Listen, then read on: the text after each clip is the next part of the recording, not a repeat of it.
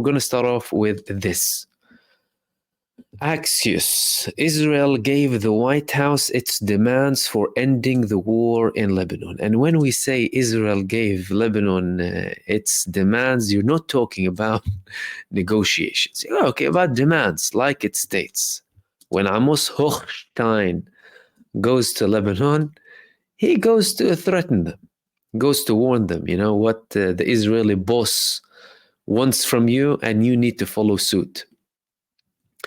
Israel gave the US a document last week with its conditions for a diplomatic solution to end the war in Lebanon and allow displaced civilians from both sides of the border to return to their homes.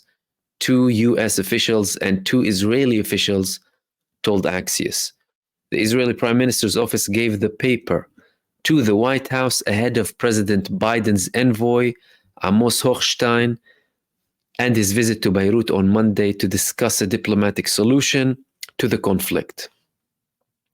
The US and Israeli officials told Axios Israeli Minister for Strategic Affairs Ron Dermer, who is a confidant of Prime Minister Netanyahu, sent the document to Hochstein on Thursday. Israeli officials said that the paper came out of discussions Dermer had with the Israeli Minister of Defense and the Israeli Defense Forces about the principles Israel demands be part of any diplomatic solution to end the war with Hezbollah. One Israeli demand is that the IDF be allowed to engage in active enforcement. Wow. To make sure Hezbollah does not rearm and rebuild its military infrastructure in the areas of southern Lebanon. Ooh. Can you smell the entitlement and arrogance? We need a breathing space to make sure things are enforced in Lebanon. Lebanon also needs space to enforce your genocidal child murdering entity isn't able to conduct a genocide anymore. The Palestinians need that too. And rebuild its military infrastructure in the areas in southern Lebanon that are close to the border, an Israeli official said. The official added that Israel also demands its air force have freedom of operation. Freedom of operation in Lebanese airspace. Entitlement. These two demands contradict UN Security Council Resolution 1701, again making it worse than the situation was post-2006, which states that the Lebanese armed forces and the UN interim force in Lebanon enforce a ceasefire between Israel and Hezbollah. We're talking about 1701 with increased enforcement. Our main message is that if the Lebanese Army and UNIFIL do more, the IDF will do less. And the other way around. They do less, we do more. A US official said it is highly unlikely Lebanon and the international community would agree to these conditions, which would dramatically undermine Lebanon's sovereignty. Well, why are you going there? If they're unlikely to accept it, then why are you going? You're not going as, genuinely trying to reach a solution. You're going there to dictate, probably threaten the Lebanese, they'll massacre you like Gaza. So accept it. You better accept it. The White House and the Israeli embassy in Washington declined to comment. Hochstein arrived in Beirut on Monday to meet with acting Prime Minister Najib Mikati, Speaker of the Parliament Nabih Berri, and other Lebanese officials to discuss the Israeli demands. Does Hochstein go to Israel back with the Lebanese demands? Berri told Al Arabiya on Sunday that Hochstein's visit is the last chance before the US elections to reach a solution to the war in Lebanon. He stressed that there's a consensus in Lebanon about UN Resolution 1701, made clear he refuses to amend it in any way which is effectively what Israel is demanding. And Hochstein knows that, by the way. Don't think that Hochstein doesn't know that. He knows that very well. He went there several times. As a matter of fact, the Lebanese told them off. The Lebanese told Hochstein off. They told him, you always come with warnings to Lebanon. And then he tried to kind of say, oh, no, I'm just telling you what the Israelis are saying. I'm telling you what the Israelis are saying. And then the other day he had a Freudian slip. What did he say? Once we elect, once the Lebanese people elect a new president, once we, Israel and the United States, once we elect the Lebanese people elect. I love these Freudian slips from these people. They have someone in place. It's not like Lebanon needs people who are on the other side, the wrong side of history. The UN envoy said neither Lebanon nor Israel ever fully implemented Resolution 1701, which contributed to the conflict we are witnessing today. We are working on a formula that will end the conflict once and for all so that it won't start again next month or next year, Hochstein said. He said the solution will have to be based on Resolution 1701, but stressed that we have to put things in place in addition to the resolution that give both sides the confidence that things will be different this time around. Public commitment to the resolution is not enough. Hochstein is pushing for a wide-ranging deployment of the Lebanese armed forces in southern Lebanon as part of every diplomatic solution that ends the war in Lebanon, US and Israeli officials say. In recent years, the Lebanese army had very limited forces in the area, which was mostly controlled by Hezbollah, where they were the ones who liberated it. They have priority. What's the problem with that? Hezbollah liberated the south. They're entitled to have more forces than anyone. What did the Lebanese army liberate it? When Israel occupied Lebanon, they had a South Lebanon army, an army of traitors. They call it the Lahad army. Hezbollah liberated the south, so they deserve to be in the south. They're the ones who put in the work and sacrificed. So why should they give all of the things to other people? What kind of logic is that? The US envoy also wants to upgrade UNIFIL's mandate so it would be able to help the Lebanese army prevent armed individuals or groups who are not under the control of the Lebanese government from being deployed near the border with Israel. US officials admit that since 2006 war, UNIFIL barely enforced Resolution 1701 and didn't prevent Hezbollah from building wide-ranging military infrastructure in southern Lebanon in violation of the resolution. This wide-ranging military infrastructure in southern Lebanon is what's preventing the genocide-occupying entity from entering Lebanon. This infrastructure that Hezbollah built in South Lebanon is what is preventing Israel from entering Lebanon. Do you know what would have happened if the Lebanese army was controlling South Lebanon? Israel would have 5 divisions in Beirut now. This is what would happen. But again, they want to tell you, no, the army needs to be the official, and the Hezbollah, they're bad guys, they're... On Sunday night ahead of Hochstein's visit, the Israeli Air Force conducted airstrikes across Lebanon against dozens of targets affiliated with Hezbollah's bank, including in Beirut, the IDF said. A senior Israeli intelligence official said in a briefing with reporters that the bank operated independently of the Lebanese financial system and was not under the supervision of the government or the central bank. According to the Israeli intelligence official, the Hezbollah Bank received hundreds of millions of dollars from Iran annually and played a key role in funding the group's operations. We'll go into that now. We'll go into this bank and what they're talking about, and I will elaborate further on this.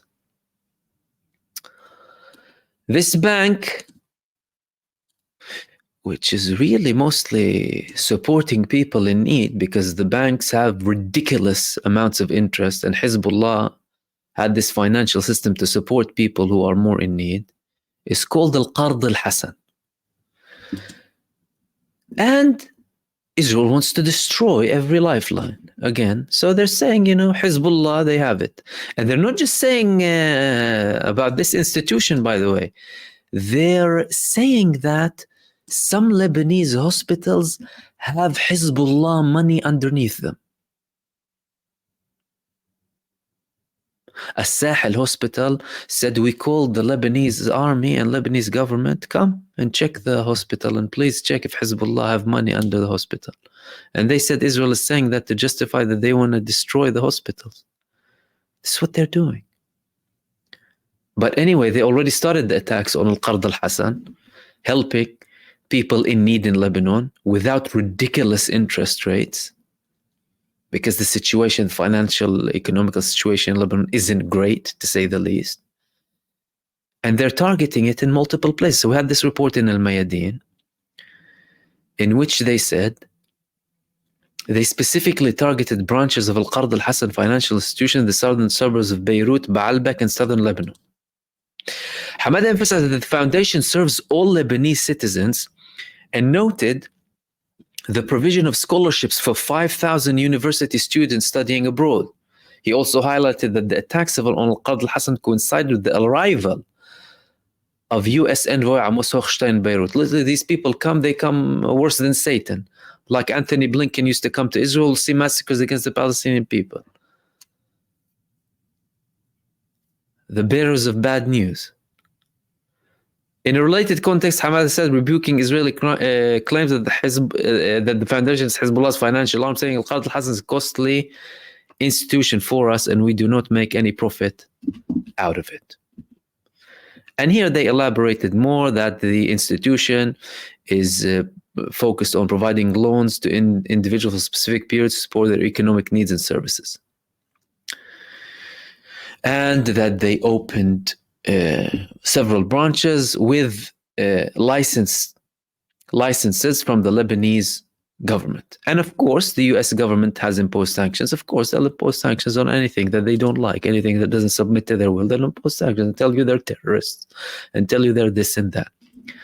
But them, a massive superpower of terror funding and channeling a terrorist entity committing genocide with tens and hundreds of billions every so often is totally acceptable. Although the ICJ said they're committing a genocide, but no, when it comes to the US and Israel, it's fine. But Hezbollah resisting Israel, no, that's bad. That's not acceptable. So now they're starting to target this institution. They're targeting the healthcare facilities. And now they had a strike next to Al-Hariri Airport in Beirut. An intense attack next to Al-Hariri Airport in Beirut. And that was followed by what? That was followed by 5 drone attacks from Hezbollah today on Israel, which led to closing the airspace, closing Ben Gurion. They shut down Ben Gurion for some time, and people were panicking. People were panicking, and they didn't know whether they go in and out. Several hours later, the flight started resuming again. But this tells you that we have an additional stage, an additional escalation from Israel and from Hezbollah, of course, because Hezbollah told them that if you attack the airport, if you attack infrastructure, if you attack our energy sector, if you, we will attack yours. So next day, they targeted what? Ben Gurion. Meaning, well, Israel is escalating. This was from the attack yesterday, by the way. Israel is escalating, and Hezbollah is also escalating. And they're looking like they want to expand further. A couple of days ago, Hezbollah told them we're having surprises soon to come. And there are no red lines. Their deputy political head said in an interview he had a couple of days ago. And from an Israeli perspective, after they had these comments and also following the attempted assassination of Benjamin Netanyahu, they said we moved from the phase of defeating Hezbollah to the phase of eliminating Hezbollah. So they're not joking. And of course, they're sending Hochstein to, warn them and threaten them. But again, how likely would that be? Very unlikely. And again, shows how much of a theater it is, Hochstein going to Lebanon, bearing in mind that Nabih Berri already said we're not going to accept it. And hell, Lord knows, of course, Hezbollah won't accept it as well. We also had a report coming from Israeli sources saying that now we view Qatar as the main mediator and not Egypt. And this report came from Al Jazeera. Israel is saying that we are focusing on Qatar to be a mediator now, no longer relying fully on Egypt. Now, why is that? That was published by Yediot Ahronot. There is an understanding between the ministers that Qatar became the main mediator to reach a deal with Hamas. Why are they doing that? They're doing that because they're getting red lines from Egypt. Egypt took a position very close to the Hamas position when it comes to the withdrawal, the Philadelphia corridor, the need to end the war, of course, remove all of Israel's forces from Gaza. And Israel seems to be losing faith in the Egyptian mediators. Something is slightly switching, by the way, because before they used to have a more hostile approach against Qatar. They used to say in the beginning, firstly, some of their mainstream media and tabloids in Israel started to post things about Qatar. They support terror. They fund Hamas. How did they fund Hamas? In coordination with you, with Israel. Coordinated with Netanyahu. And money came into Gaza from Qatar.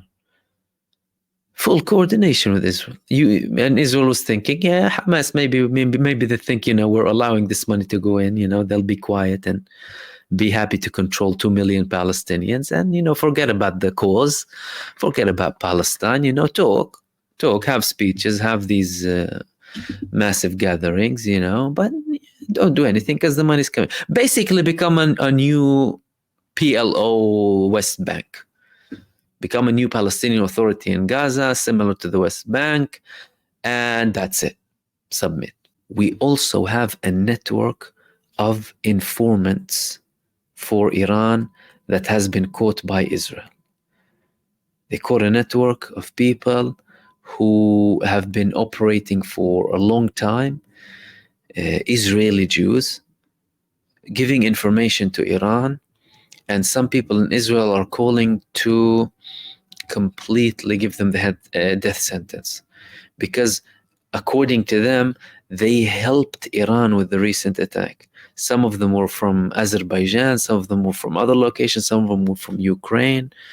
And according to the reports, some of them were IDF active troops. That's from the network that Israel found, by the way. And according to Israel, most of them did what they did out of financial greed. But that's not really convincing. Why? Because there are many, many people in Israel who want to see Netanyahu not gone, but dead.